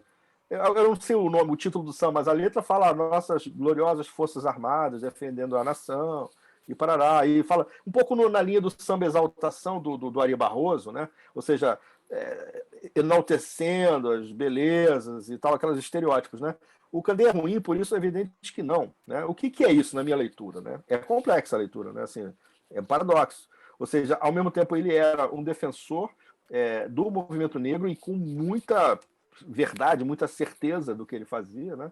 Mas é claro que ele era mais jovem, mas ele também fez esse tipo de música, né? Por que isso? Porque você precisa também viabilizar a escola, você precisa você é o campo dominado, né? Na visão lá do Bourdieu, né?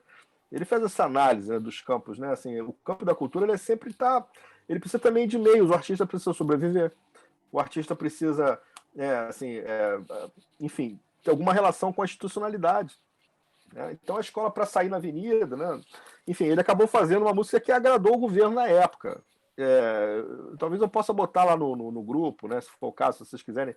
Eu vou atrás dessa, não é difícil, é um dos sambas enredo aí, enaltecendo, né, o Brasil. Então é complexo essa postura, né, da escola. Agora, individualmente, né, os compositores, os sambistas, né, pessoas ligadas ao movimento do samba, por exemplo, houve, né? Com certeza houve muita gente ligada, né? Outros não. Que o Candeia, por exemplo, o Candeia era policial, né? O Candeia era policial, olha a contradição. Um dos maiores compositores do samba, ele era policial civil, né? Enfim, tem o caso do Wilson Simonal, ou seja, o campo cultural, ele é complexo. Essa relação, né, política e tal, tem de tudo. Tem gente que era muito da esquerda, era comunista, então tem gente que era informante, ou tem gente que era reaça mesmo, conservador, né? Nem gosto muito dessa definição, mas enfim, reaça, direita. Mas realmente é complexo, né? Mas é uma boa pergunta, na verdade é uma questão que você levantou, não é exatamente uma pergunta, né? Uma discussão aqui. Eu não saberia dizer agora, mas a coisa mais objetiva que você perguntou era se eu saberia dizer. Agora, de cabeça, não me ocorre, assim. Paulo da Portela eu sabia, o Candeia tem essa questão, né? Mas a escola em si, como instituição, sempre uma posição muito difícil, né? Você precisa viabilizar, você precisa ter dinheiro, você precisa também ter espaço, né? Uma escola, se tiver, por exemplo, se não tiver uma boa relação com a institucionalidade, como é que vai desfilar, né? Aí para o trânsito, a vida para, e, enfim, até se transformar numa coisa que não está estabelecida. A gente vê o sambódromo, por exemplo, do Brizola, lembra? O Brizola queria fazer o sambódromo porque a cada 2 anos, o que ele gastava naquela montagem e desmontagem da estrutura, das arquibancadas, dava para construir o sambódromo. A cada 2 anos ele construiu um sambódromo. Foi combatido, né, pela Rede Globo durante anos, né? Usou para... Ou seja, e as escolas ali no meio. Então, é sempre complexo, né? A cultura, ela ocupa um lugar complexo na sociedade, né? Se quiser falar mais alguma coisa, Luiz, pô. Não, peraí. Oi. Tá, rapidinho, Luiz. Rapidinho. Os marmanjos já falaram, agora fica a voz principal, que são das mulheres. Mas fala aí, rapidinho. É bem rápido. Duas coisinhas só. Eu coloquei agora aqui no chat duas letras do Paulo da Portela, uma música até desconhecida da maior parte das pessoas, né? Ele fez um samba enredo em exaltação ao Luiz Carlos Prestes, né? Bem bonito. Eu conheço. Tem o primeiro vídeo, o primeiro link do filme que fizeram sobre o Natal da Portela. O Natal parece, eu não consegui nenhuma fonte confiável disso, o pessoal da Portela diz, o pessoal mais da antiga, que o Natal bicheiro, né, que financiava a Portela, botava dinheiro no PCB, no Partidão, né, ajudava o Partidão, dizia que era o único partido que defendia os pretos trabalhadores. Né? Mas aí eu não sei se isso é lenda, se isso é verdade, eu não consegui nenhuma fonte mesmo que cravasse isso daí. E a outra foi o Monarco, pegou o samba anos depois e deu continuidade. Tinha a primeira parte, ele fez a segunda, né? Então tem os dois links aí para quem quiser, que vai muito dentro da linha que o Fábio estava falando. E a questão do Candeia é que ele teve várias fases na vida dele. Em 50 ele fez esse samba aí que você falou, com o Valdir 59, né, de exaltação às Forças Armadas, às riquezas do Brasil, né? Uma coisa meio idílica. Assim, Riquezas do Brasil. Riquezas do Brasil, o nome do samba. Aí ele vai, na década de 60, ele vira um policial civil, inclusive batia muito nos sambistas, ele era... O Candeia chegava na roda de samba, os caras já fugiam, né? Porque eu sabia que o Candeia ia fazer maldade. Ele toma 5 tiros, vai para a cadeira de rodas, aí ele tem um 180 graus na carreira dele, aí sim ele se transforma no ativista. Né? Então esse ativismo vai mais para o final da vida dele mesmo, né? Não terminou a carreira. Sempre foi um grande curta dele, né? Ele morreu com 40 e poucos anos. Sim, ele morreu com 43, 44 anos por aí. Muito jovem, muito jovem. Vamos à voz principal. Vamos lá, gente. Também porque as vozes principal, pela ordem, Jacira, Vânia, Luzia. As 3 que pediram. Agora vamos ao principal. Vamos tentar fazer as perguntas também de uma forma um pouco mais curta, né? Senão acaba que a gente vai extrapolar o tempo aqui, né? Ih, rapaz, 20h40, hein? Pois é. Vamos lá. Perguntas objetivamente. Jacira. Abre o seu vídeo aí, Jacira. Não, desculpa. Estão me ouvindo agora? Sim. Sim. Eu tô rindo aqui por dentro, porque o Luiz simplesmente perguntou o que eu ia perguntar. Foi excelente, porque ele perguntou o que eu queria saber. Está muito interessante, parecendo centro espírita.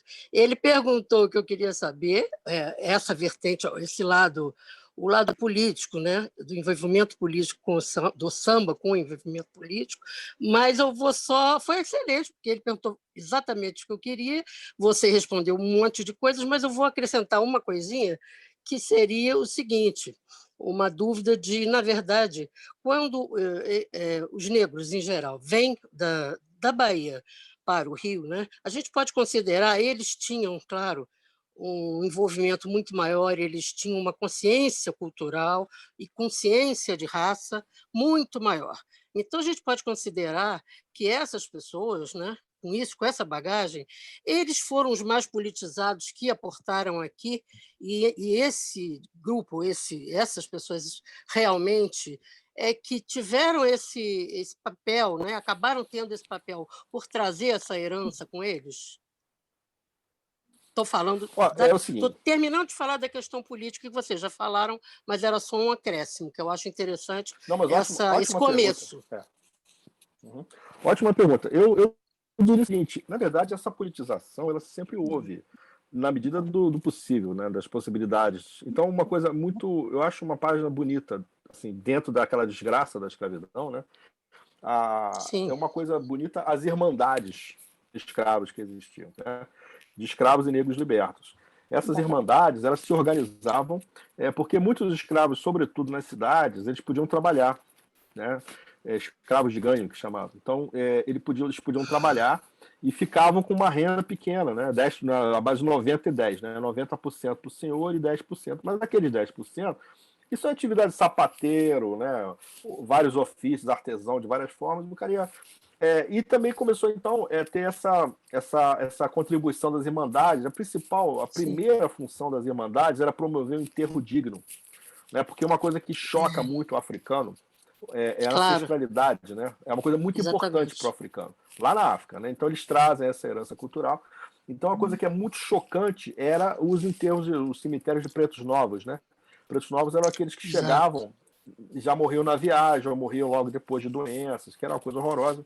Então enterravam né, aquela cova rasa, de qualquer jeito, sem nenhum tipo de respeito, na verdade, né? Então as irmandades promoviam enterros dignos dos seus membros, né? Então isso sempre houve, isso na Bahia, em Pernambuco, no Brasil, Alagoas, onde tinha, né, a mão de obra escrava no Maranhão e tal. Agora, quando os baianos chegaram, né, ainda durante a escravidão, na verdade, 1870, na década de 1870, eles começaram a chegar, né? 74, 75, ou seja, ainda era a escravidão, mas eles chegavam vindos da província da Bahia, e de fato eles chegavam com uma consciência cultural, né, uma consciência, porque a Bahia é um pedaço da África, né? Além do percentual de população negra na Bahia, existia um comércio, né? Era o comércio direto da Bahia com a Costa da Mina. A Costa da Mina é onde hoje é o Senegal, o Togo, o Benin, aqueles países ali, era a Costa da Mina, então um comércio direto, né? Os navios brasileiros saíam daqui com fumo e cachaça e voltavam com pessoas, né? Então, assim, existia esse comércio. Então, uma ligação cultural. E o candomblé, ele surge a partir da chegada, em 1804, de 4 sacerdotes que atravessaram o Atlântico clandestinamente, porque no Brasil em 1804 ainda era colônia, não era nem reino ainda, era colônia, antes da chegada da família real. No mesmo ano que o Haiti se libertou, em 1804, vieram esses 4 sacerdotes com a missão expressa de fundar uma casa religiosa para dar suporte emocional, não, suporte, enfim, simbólico, então, à resistência. Suporte à resistência. Suporte religioso, à resistência. Eles entraram clandestinamente e fundaram a primeira casa de candomblé da Bahia, 1804, Casa Branca, que chamava. E era evidentemente clandestino. Então, assim, isso na Bahia, isso teve especialmente em Salvador e Recôncavo, né, teve uma consciência da africania muito forte, né? A religião, a gente sabe, eu não sou religioso, mas eu reconheço como estudioso da cultura, né, a força da religião como catalisador, né, de manifestações, de unidades e consensos, muitas vezes em torno de ideias.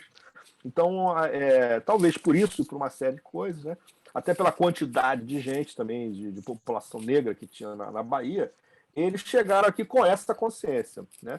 E outra coisa, a escravidão, outra coisa, só falando sobre o que você falou, a escravidão, ela é, antes de tudo, né, uma negação que a sociedade provoca em relação à parcela negra, né? É uma negação da sua própria cidadania, ainda que precária, né? A coisa mais básica da nossa cidadania é ter uma família. Inclusive, nossos valores são passados pela família, a gente passa por nossos filhos, né? Nossa cultura, nossos valores, nossa visão de mundo. Pode ser que eles não sigam, né? Mas a gente tenta. E os netos e tal. A família, né? O direito de ter uma família. E o escravo não tinha o direito a ter uma família. Às vezes ele tinha, na medida que o senhor permitisse. Então, assim, quando você tem o fim da escravidão, aí você junta tudo que a gente falou aqui na aula, né? Ou seja, falta de oportunidade no mercado de trabalho, nenhuma herança, nenhuma instrução, inclusive, não tinha nem lugar para ir. Não podia nem ficar onde ele cresceu, ele tinha que ir embora, porque foi expulso. Você junta isso com a herança familiar da escravidão, ou seja, da não família, então você tem ali o que o pessoal chama de tecido social, ele completamente desgraçado, né? E aí que surge a figura da mulher. A figura da mulher, da mulher que podia trabalhar, não tinha emprego. Então, assim, o ócio, né, era a regra, o biscate e tal. E aí a figura da mulher surge como esteio desse começo, dessa rearrumação da família negra no Brasil. Por isso que as tias baianas ganharam tanta importância. A gente não vai falar de nenhum homem, nenhum marmanjo. Era a mulherada que sustentava. Era quituteira, lavadeira, passadeira, que trabalhava, né, que, por exemplo, a casa da tia Seata era um centro, um ponto de encontro. Ela era mãe de santo. Aí tinha um calendário religioso, a casa dela era um ponto de encontro de um monte de gente. Então, assim, isso dava uma unidade, ou seja, é uma rearrumação, depois de toda aquela desagregação da escravidão, né? A figura feminina, né? Ela surge como um dos esteios, né? Os esteios daquela, né, rearrumação. São séculos, 350 anos de escravidão, né? Então, por isso que assim, a gente tem que enaltecer, né, isso aí. Mas essa consciência baiana, sim, ela teve um impacto profundo na cidade do Rio de Janeiro, não resta dúvida disso, né? E os sambistas iniciais, né, os sambistas, como eu falei lá atrás, Heitor dos Prazeres, né, João da Baiana, Donga, e depois o Pixinguinha, que era carioca, mas andava com eles, né? Então os baianos tiveram, sim, um impacto muito profundo na cidade do Rio, né? Obrigado. Olha só, Fábio, nós temos 2 perguntas ainda e nosso tempo Temos já 10 era. minutos, né? Eu A não sei Jacira se fez dá. uma pergunta bem curtinha. Fez uma pergunta bem curtinha. Eu demorei um pouco na resposta, desculpa. Eu não sei se a Vânia e a Luzia podem fazer a pergunta juntas e depois você responde em grupo. Pode ser. Pode ser? Então, eu pensei assim, que mecanismos, né, culturais eram usados desde o século XIX e se perpetuam até hoje para legitimar essa supremacia cultural. Seriam os mesmos, tá? O que o povo, que mantém o povo alienado, né? Quer dizer, eu identifico o analfabetismo, né? Que o povo fica privado de um poder de análise e síntese, de compreensão da sociedade, né?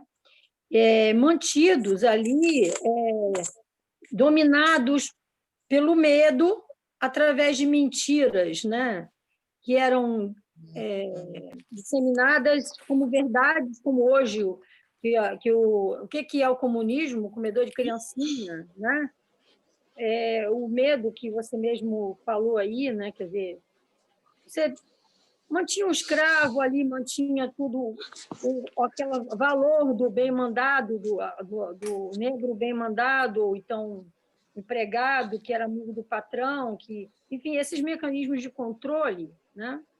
E eu fiquei pensando nesse analfabetismo, me lembrei do Paulo Freire, que o Paulo Freire ele entra tentando justamente alfabetizar politicamente, pegando os mecanismos da sociedade para fazer essa compreensão do mecanismo político-social que a gente, quer dizer, através do trabalho, questionar a participação, o valor de grupo e tal.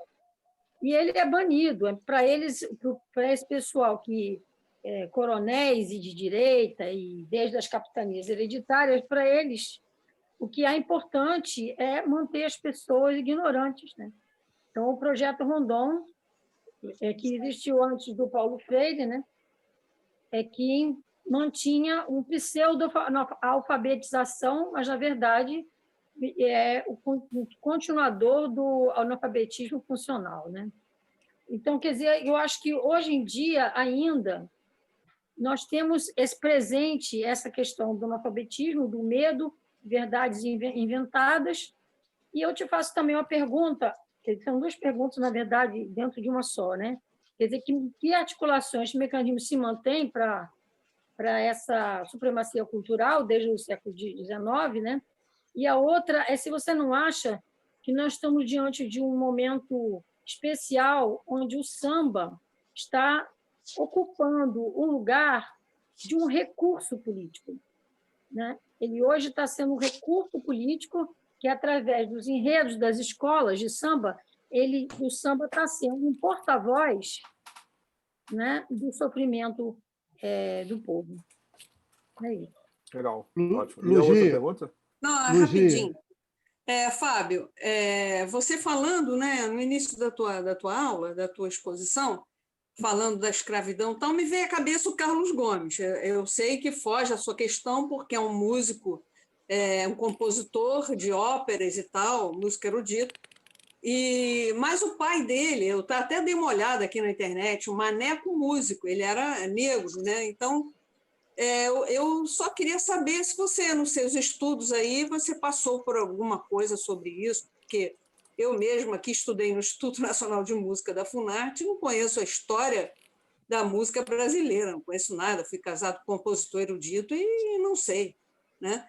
Então, é só para você me dizer se passou por alguma coisa, se passou por isso, enfim, tá? Mas eu não entendi muito bem qual é a pergunta, desculpe. Não, na verdade é para saber se você, nos seus estudos, passou, por acaso, pelo Maneco, que é o pai de Carlos Gomes, que ele era negro, né? E nessa época de início de 1800 e tal, né? E a situação, a vida de Carlos Gomes é cheia de tragédia e tal, mas só para saber se você, por acaso, permeou por isso, né? Eu posso te falar alguma coisa assim. Bom, em relação à primeira pergunta, eu acho que o mecanismo usado para a dominação, né, é mais ou menos o que eu falei ali naquela parte que eu falei da instituição escravidão. Ela, para ser eficaz, né, ela precisa ter uma aceitação na sociedade, né, a sociedade que utiliza aquela mão de obra, né, e essa aceitação ela parte de um preconceito. Esse preconceito, na verdade, ele parte de uma hierarquização. Desde que o mundo é mundo, isso existe, né? Ou seja, o poder sempre procura classificar as pessoas, né, de primeira e segunda classe, e a forma que mais eficaz é você diminuir simbolicamente aquela pessoa, dizendo que é feio, é burro, é violento, é perigoso, é inferior, né? Enfim. Então, eu acho que os mecanismos ainda são válidos, sim. Inclusive, eu falei, o Gessé Souza, né, ele sustenta, né, ele defende a tese de que essa estruturação do Brasil, o pilar da estruturação da sociedade brasileira é a herança da escravidão e não outra coisa. E a herança da escravidão, por sua vez, que é a base do racismo, né? E o racismo no sentido amplo, não é só em relação à cor da pele, né? Racismo também é econômico, racismo... inclusive até nós brasileiros repetimos internamente os padrões, né? Ou seja, nós tratamos a classe trabalhadora, né? Nós que não nós, né? Claro, a elite trata a classe trabalhadora, né, nessa visão inferiorizada, né? E nós brasileiros somos tratados de forma inferiorizada quando vamos para os Estados Unidos, né? Latino, né? A gente é a mesma classe média que muitas vezes discrimina a sua empregada, trata ela mal, explora ou acha que ela é inferior, né? Manda ela entrar para o elevador de serviço e tal. Chega lá em Miami, é maltratado pelo americano, porque não fala inglês direito, porque é latino, porque é mais moreno. Então, assim, o Gessé aborda bem, nos últimos 3 livros dele, A Guerra contra o Brasil, o penúltimo é A Classe Média no Espelho e o antepenúltimo é A Elite do Atraso. Eu recomendo que vocês leiam aí, é muito interessante. Então, eu acho isso, né? A segunda pergunta da Vânia foi sobre o que mesmo? Negócio sobre do Carlos Paulo Gomes, o pai dele, não, que era da músico, Vânia. A Vânia tinha feito uma. era negro. A Vânia tinha feito. Sim. Pô, é muito interessante isso aí. Realmente, nos últimos anos, especialmente depois do Temer, né, do golpe, né, as escolas de samba do Rio, elas têm dado, não todas, mas elas têm dado, algumas delas, uma posição muito forte, uma voz ao povo, né? Ou seja, a voz através da música, que é poderosa. Elas têm dado, sim, contribuições incríveis e até se arriscando. Os carnavalescos dessa escola se arriscam a sofrer represálias, né? Porque esse é o problema da institucionalidade, né? Ou seja, a Beija-Flor, né, vista por muitos como uma escola, muitas vezes, no tempo da ditadura, né? Existe essa crítica e tal, que algumas vezes foi excessivamente condescendente, né? Ou pouco crítica e tal. Né? Tem muita gente que acha que a música tem que ser sempre crítica, outros acham que não, a música é entretenimento. Essa discussão acontece até no interior do campo da cultura também, né? É mais entretenimento ou mais crítica? A gente é alienado, não, mas também as pessoas querem se entreter somente. Então essa discussão é interessante, mas agora é sempre ambíguo, porque não é o conjunto das escolas de samba, são algumas escolas, né? Mas eu concordo que foi uma coisa digna de registro, né? Sobre o Carlos Gomes, pois ele nasceu em 1836, né? Eu sei disso porque eu estudei no meu mestrado, né, um cara que foi companheiro dele, uma coisa muito similar, que é o Henrique Alves de Mesquita, né? Que era um negro, nascido livre em 1830, e eles dois foram os primeiros brasileiros mandados para o exterior, pagos com uma bolsa do imperador para estudar e se aperfeiçoar na Europa. O Henrique Alves na França e o Carlos Gomes na Itália, né? Onde ele passou depois boa parte da vida. O Henrique Alves voltou, depois de 9 anos em Paris. Agora, eu não sei nada sobre o pai dele, realmente eu nunca... Meu foco sempre foi mais a música popular, né? Mas o caso do Carlos Gomes, ele é um compositor, você vê aquela coisa que eu falei, né, do músico mulato, né? Os músicos, a atividade musical do século XIX, ela era uma atividade não dispunha de status social. Era uma coisa subalterna, era uma classe trabalhadora que exercia esse ofício, né? Não era nem visto como profissão, era o ofício de música. Então, os músicos que faziam, um grande compositor como o Carlos Gomes, né? Ele se tornou um grande compositor, ele também fazia suas modinhas, seus lundus, ele conhecia a música popular, porque ele tinha origem humilde, né? Origem, não sei se era humilde, né? Não, realmente não sei, mas no caso em 1836, né? Quando ele nasceu, ser filho de um negro geralmente queria dizer ser filho de uma pessoa que não tinha dinheiro. Até hoje isso é bastante válido, né? Infelizmente, mas naquela época muito mais, né? A mobilidade social do Brasil é mínima, né? E realmente a pobreza da população negra é muito maior do que a pobreza da população branca, né? Até hoje, uma mulher negra ganha, às vezes, 55% do que um homem branco na mesma posição, com a mesma escolaridade. Então, isso é absurdo, mas isso acontece até hoje, né? Então, assim, especificamente o Carlos Gomes, ele teve um caso, assim, você vê como o Império do Brasil escravista pagava músicos negros ou filhos de negros para estudar no exterior com uma bolsa, né, uma subvenção do Estado. E o Henrique Alves Mesquita, que era negro, na cor da pele, ele foi um dos principais músicos do Império. Tanto é que ele depois caiu de desgraça quando veio a República. Ele foi anulado, ele foi posto de lado. Depois ele morreu em 1906. Mas durante o Império do Brasil, um dos principais músicos que, inclusive, fazia composições em homenagem ao imperador, regia na frente de toda a sociedade, da corte, era negro, né? Ou seja, não era um problema grave no Império do Brasil, né? Na República, talvez isso não fosse possível, né? Um músico negro. Até o presidente da República, que o primeiro presidente mulato da história, que foi o Nilo Peçanha, ele era branqueado nas fotos oficiais, né? Uhum. Então é por isso que o Gessé tem muita razão quando ele diz que o pilar estruturante da sociedade brasileira é o racismo, ou seja, a herança da escravidão. Pessoal, foi um prazer, né? Acho que é isso. Valeu. Né? Chegamos aqui, ó, 2 horas certinho. Nós estamos encerrando agora. Eu agradeço aqui a todos. Como não podia deixar de fazer, eu vou fazer aqui um alerta para vocês, viu, gente? Para todo mundo, afinal de contas, isso aqui é uma aula de formação. Amanhã, dia 29 de outubro, é o Dia Nacional do Livro. Então, eu vou deixar a pergunta para vocês. Que livro vocês estão lendo? Amanhã é o Dia Nacional do Livro. O que vocês estão lendo? Gente, obrigado. Até a próxima. Valeu, boa aula. Parabéns, hein, pela aula aí, viu, Fábio? Obrigado. Ernesto, sempre surpreendendo. Parabéns, Fábio. Parabéns. Isso aí, gente. Grande abraço para todo mundo aí. Boa noite. Fábio, você fecha? Fábio, você fecha? Tá legal. Não, é você que tem que fechar, Ernesto. Mas eu posso fechar. Eu posso fechar aqui. Fábio, coloca os nomes dos livros do Gessé que você citou no grupo. Tá bom. Tá? Tchau, pessoal. Estou suspendendo a gravação. Tchau. Boa noite. Obrigada. É isso aí, pessoal. Fábio, isso aí. Eu encerro aqui. Valeu, tá? Fábio. Foi ótimo. Obrigado, gente. Até a próxima. Gente. Tchau. A gente se vê na sala lá no bate-papo. Tchau. Boa noite a todos.